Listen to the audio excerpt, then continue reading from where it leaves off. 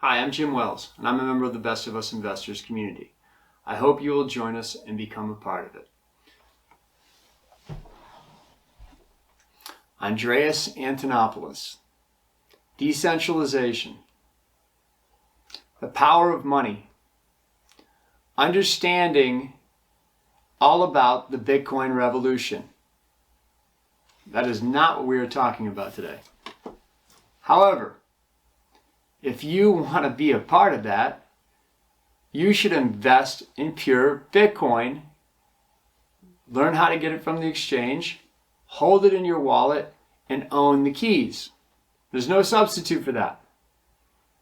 He's all about sticking it to the man. Power to the people.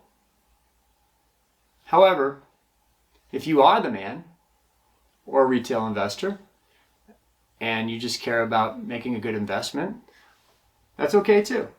So we're going to talk to you about some ways that you can do that. Number one, you can invest in Square or PayPal. And you can hold all your money, all your cryptocurrency on their cold storage. You can't take it off, you can't own the keys, you can't put it in your wallet right now, but you can get pure Bitcoin on Square or PayPal. You can also do the same thing on the Robinhood trading platform. Okay, you can buy, I think they have 4 cryptocurrencies that you can purchase and you can put in their cold storage unit. It is not a part of the Robinhood platform, even though you purchase it there. It goes to a separate cold storage unit. It is not insured, just like any other stock trading platform that we've talked about. Any other cryptocurrency trading platform that we've talked about. It is not insured, so you're taking some risk, but you are getting a pure Bitcoin play. Not being in charge of your Bitcoin, but you're getting a pure play. Also, there are other ways to invest right on your stock trading platform, like TD Ameritrade or Fidelity. And that is what we are going to talk about today. Best of Us Investors presents Jim Wells. One option that you have is Grayscale Bitcoin Trust. Now, they are a trust. They are not an ETF. They buy Bitcoin in large quantities. As a matter of fact, the majority of the people that invest with them are retail investors. They put Grayscale Bitcoin Trust in many ETFs or exchange-traded funds. It is not an exchange-traded fund, however. That is a misconception that a lot of people have. It is a trust. There is a premium involved. They charge you 2% per year to store your Bitcoin there, and there is something called a NAV that it fluctuates based on the amount of people that go into the space or actually purchase Bitcoin. As more people purchase Bitcoin, the premium goes up. Okay, so that's something that you have to understand. Right now, the premium is negative, and that is because not a lot of people are buying Bitcoin and putting it in the trust. They're not actually buying it from the trust. They're not buying that stock. So with that being said, you're getting the exposure, but you're not getting the same type of quality. And we don't know if people are going to continue to put their money in that trust. It's estimated you should be getting approximately about 1/1000th of an exposure to Bitcoin. Okay, so 1/1000th of a coin per share is basically what it comes down to. It's a little less than that because of fees and other things. At one point it was 0.00097, now it's 0.00094. So that number is going down also, again, because of the NAV, and it's because of the amount of people that are going into it. Why are they not going into it? Well, my thoughts on that is that people are becoming more comfortable buying pure Bitcoin, going to exchanges, putting it in their wallets. In addition to that, I think that they are also investing in other companies that we're going to talk about here. And in addition to that, I also think a lot of people are waiting for a pure cryptocurrency ETF that actually has cryptocurrency in it. We do not have that in the United States yet. So that's Grayscale Bitcoin Trust. The next thing we're going to talk about is you can invest in companies that invest in Bitcoin. We've talked about MicroStrategy. We've talked about Michael Saylor. He's put basically his entire company's holdings into MicroStrategy, along with his stock is in Bitcoin. So holdings and stock in Bitcoin, MicroStrategy. That is all of it. So, and their company is run, it's tripled in value, but that's not to say it's not going to keep going up with the price of Bitcoin. It's basically a pure Bitcoin company. And he's a very strong advocate for Bitcoin, as we've talked about. In addition to that, you can go with Elon Musk and Tesla. Okay? Everybody loves Elon Musk. I'm not sure if he is the best spokesperson for the cryptocurrency space, but he is an innovator. He's into battery technology. He's into going to Mars. It's a great company. It's run a lot also, but Tesla's an outstanding investment on its own, and you also have 9% of the company with Bitcoin exposure. So that is an option for you too. You can invest in Galaxy Digital Holdings. Okay, that is a company that is very diversified. It's basically into financing and investing, but it's also into getting mining companies started. So it's very diversified. So that's another option that you have. CoinShares basically regulates Bitcoin mining investing. It has a fund that's basically for that.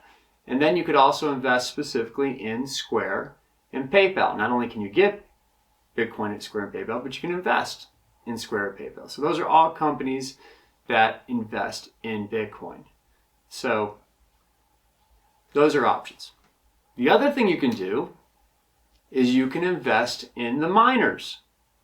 So everyone is pretty high on Marathon Patent right now. It's one of the biggest, if not the biggest, miner in the United States. So it's getting a lot of attention. It's run quite a bit also. But again, the miners are probably going to continue to grow. So that is an option that you have. Other miners include Hive, Riot, Bit Digital, and there are others. So that's something that you can look into.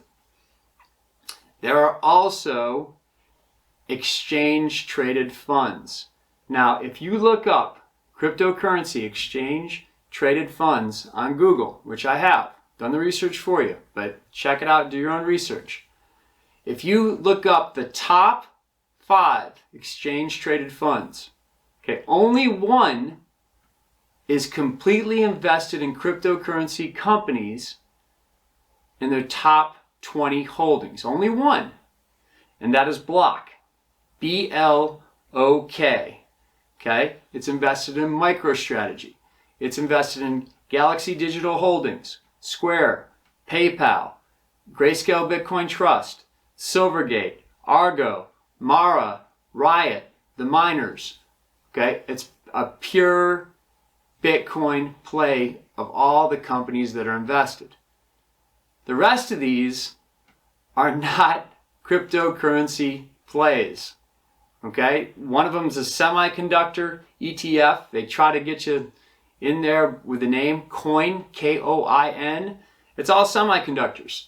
It's NVIDIA, Taiwan Semi, Xilinx, Texas Instruments. Those are its top holdings.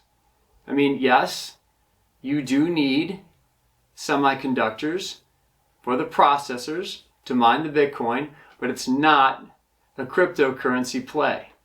Okay, so semiconductors are a great investment, but you're not investing in cryptocurrency. So depends on what you want.